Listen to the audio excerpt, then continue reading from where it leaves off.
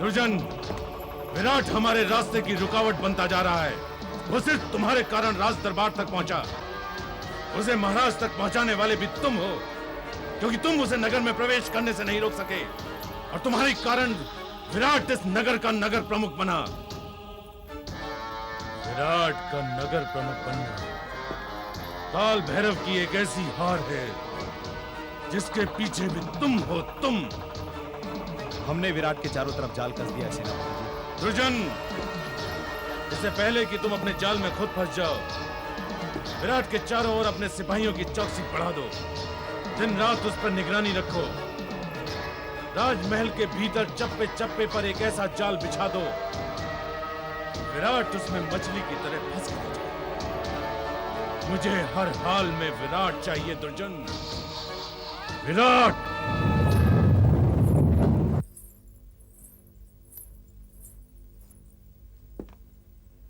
महारानी की दासी, तुम इस दरवाजे से? आपको महारानी जी ने बुलाया है। मुझे? मुझे क्या पता, ये तो महारानी जी बताएंगी। आइए। चलिए। इधर से नहीं, उधर से। इधर से क्यों नहीं? आइए, मैं आपको बताती हूँ।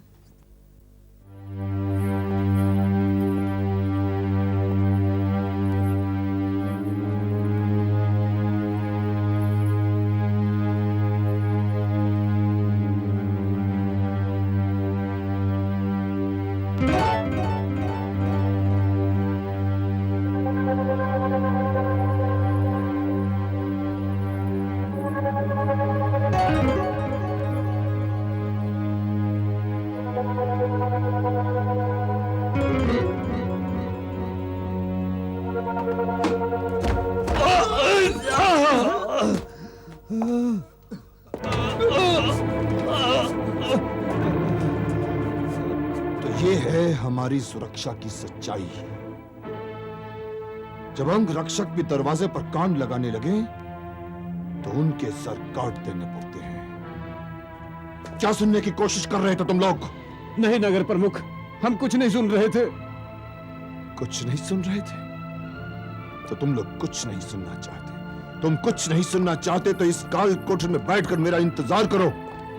बाद में आकर मैं तुम लोगों से निपट लूंगा।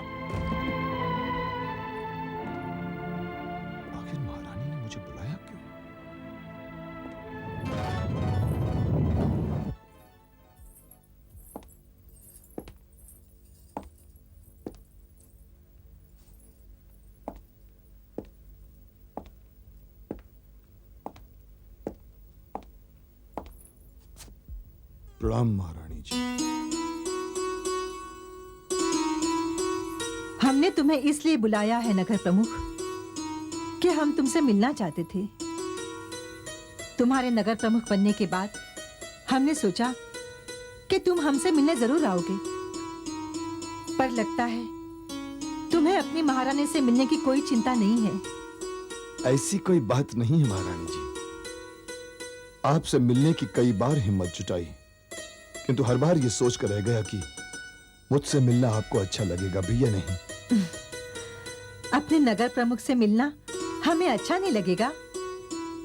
महाराज के मन में जिसकी भी प्रशंसा हो उससे मिलना हमें बुरा लगेगा। क्या तुम ऐसा समझते हो? ये बात नहीं है महारानी जी। तो क्या बात है विराट?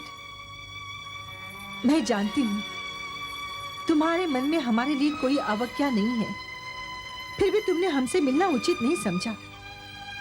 क्या तुम्हारे मन में कोई संकोच है या कोई भय? भय का तो कोई प्रश्न ही नहीं उठता महारानी जी, बल्कि मुझे तो आपके चेहरे पर मां जैसी ममता दिखाई पड़ रही है। मां जैसी ममता हमारे चेहरे पर? अच्छा ये बताओ, तुम्हें नगर प्रमुख बनने के बाद कैसा लग रहा है? ऐसा लग रहा है महारानी जी से विराट एक शून्य में विलीन हो रहा है। ऐसे लग रहा है जैसे पैरों के नीचे किसी ने कांटे बिछा दिए हों। ऐसे लग रहा है जैसे जीवन मृत्यु पर विलाप कर रहा हो। इसका मतलब? इसका मतलब यह है महारानी जी अपनी ही आंखें धोखा दे रही हैं, अपने ही कान अपनी आवाज की पहचान भूल गए हैं। विराज दरबार उलझे हुए रहस्यों की ऐसी पुस्तक बन गया है जिसमें से उत्तर वाले पृष्ठों को अलग कर दिया गया है।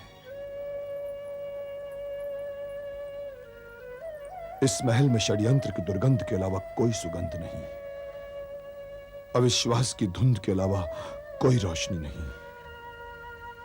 यह महल तरह तरह के गुप्तचरों का निवास बन गया है महारानी जी। यह कौन किसके साथ है कुछ कहा नहीं जा सकता। तब तो तुम्हारी सांस यहाँ बहुत घुटती होगी, कर्तव्य पालन में तुम्हें बहुत दिक्कत हो रही होगी। ऐसा ही है महारानी जी, यहां अपने अंगरक्षक ही अपने नहीं। समझ में नहीं आता कि महाराज के आदेश का पालन कैसे करूं। राजगुरु के लापता होने का प्रमाण मैं कहां से लाऊं महारानी जी?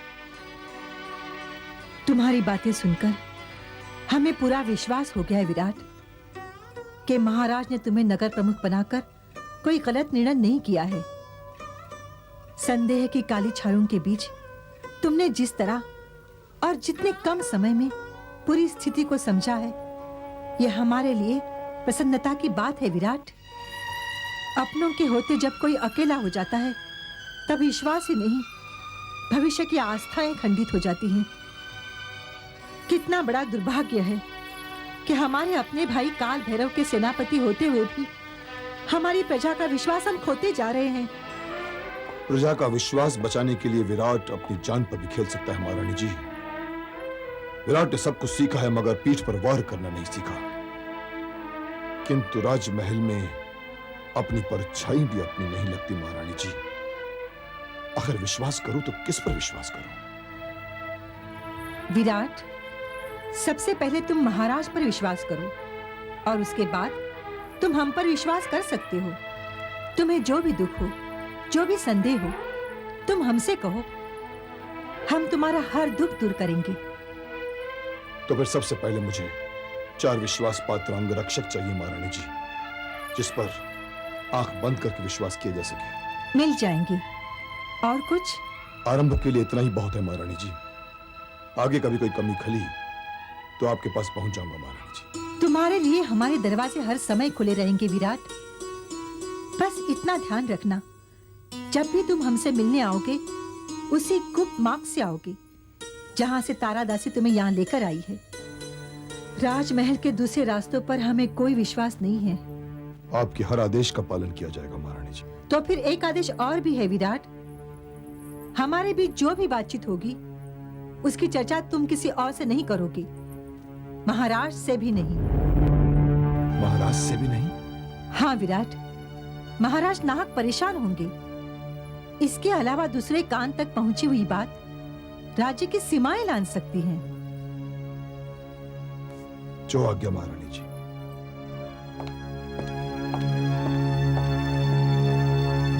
मालिक, हम तो राज्य की सीमा के किसान हैं, पर सीमा वालों से आज से पहले इतना कर कभी नहीं मांगा मालिक। हम तो अन्न भी उपजाते हैं और सीमा की रक्षा भी करते हैं, इसीलिए तो हमें करों में छूट दी जाती है। वैसे भी नगर में माल बेचने हम पहली बार नहीं आए माई बाप, हम तो साल में 3 बार आते हैं। हम तो हर बार बिना कहे ही कर दे देते हैं, परंतु इस बार आप कुछ ज्यादा ही मांग रहे हैं। मांग रहे हैं? तुम लोगों ने हमें भिखारी समझ रखा है क्या? ये तो महाराज का आदेश है। जब भी कोई माल बेचने या खरीदने सीमा में आएगा, उससे आधा माल कर के रूप में वसूला जाएगा। महसूल चुकाने में ही आधा माल चला जाएगा तो हम लोग कहाँ जाएंगे? तुम लोग कहां जाओगे उससे हमें क्या लेना देना। परंतु जब भी तुम राजधानी की सीमा में प्रवेश करोगे, तुम्हें आधा माल कर के रूप में देना होगा। नगर प्रमुख विराट ने बनाया है यह नया कानून।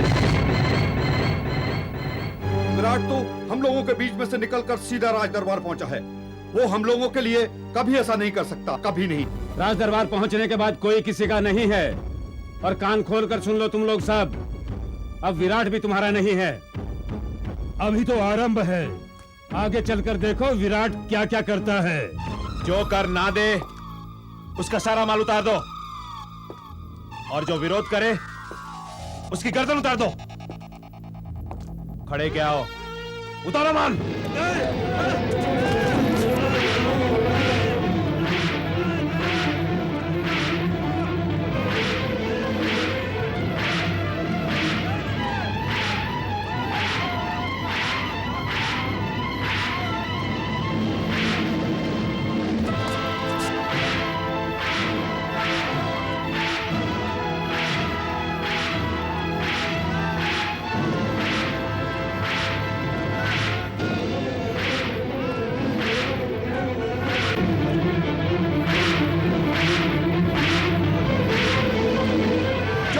की आज्ञा का उल्लंघन करे उसका अंत यहीं कर दो। सारा माल राज्य के भंडार में ले जाकर जमा कर दो। ये तो सरासर अन्याय है, अत्याचार है। अंत तो अब एक ऐसा अत्याचारी राजा का होगा जो मौत के कानून मना रहा है।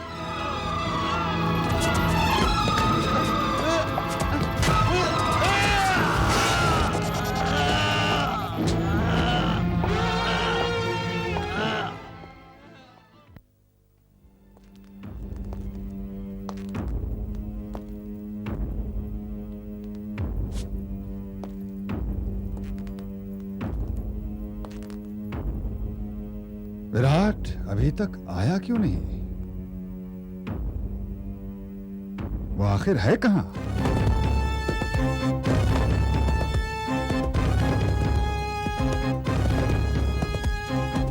महाराज, मैंने तो पहले ही कहा था कि नगर प्रमुख का यह पद किसी सम्माननीय व्यक्ति को ही दिया जाना चाहिए था।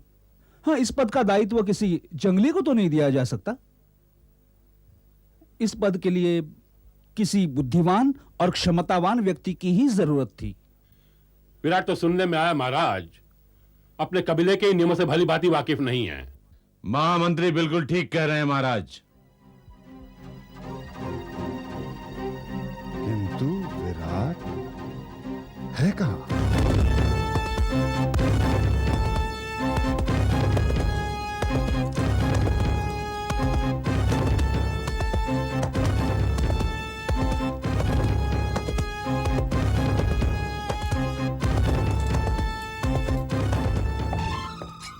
रास्तों को चारों तरफ से घेर लो, चींटियों की तरह बिखर जाओ। विराट जहां भी नजर आए उस पर टूट पड़ो। मुझे विराट की लाश चाहिए, लाश।